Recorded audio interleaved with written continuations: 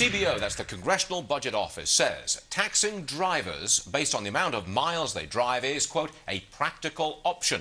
Wyoming Congresswoman Cynthia Lummis is live from Capitol Hill. Wyoming, last time I checked, and I have been there, is a rural state, and you tend to drive a lot of miles, don't you? You can't like this proposal. Oh, this is a terrible proposal, Stuart. I come from the 9th largest state with the smallest population. So the average year, I drive between 30 and 40,000 miles a year in Wyoming. And on a campaign year, it's between 40 and 50,000 miles. But it's typical for us to drive 100 miles to a doctor, to a shopping center, to business. You know, the only state in the nation that I've not been to is Montana, and that's really huge. But I have been to Wyoming, and I know that you travel long distances on a daily basis, but it occurs to me, this is never going to happen.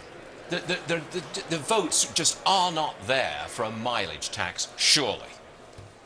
Well, I would hope not. This is classic Big Brother, Big Washington solutions from people who were raised east of the Mississippi and who don't understand the miles that we have to drive west of the Mississippi. But could it mean that you're opening up to some kind of consumption tax?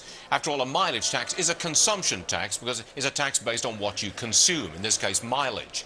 I mean, it could be an added gas tax. It could be a value-added tax, but it seems like some form of consumption tax will be on the table. What do you think to that? You know, Stuart, we should explore options, not the CBO's Big Brother answer to this question.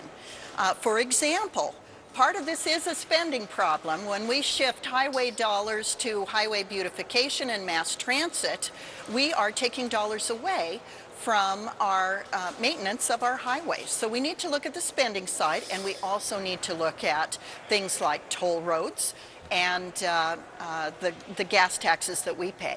What do you make of Senator Schumer branding Tea Party people as extremists over and over and over again? Well, clearly the Democrats are learning their talking points. Every time they open their mouths, they say that the Republicans are extreme and that the Tea Party has boxed John Boehner into a corner. Hey, John Boehner's happy to be boxed into that corner because we want to cut spending. That's true of moderate Republicans and conservative Republicans, and we're going to unite together to do what this country wants us to do. Would you shut the government down, Congresswoman? You know, we do not want to shut the government down, and what we know is the Democrats secretly do want to shut the government down because they think it works in their favor. The Republicans will do everything we can to cut spending responsibly, bring the Democrats to the table with us to do just that. Congresswoman Cynthia Lummis from Wyoming. Thanks for joining us, ma'am. We always appreciate it. Thank you. Thank you, Stuart.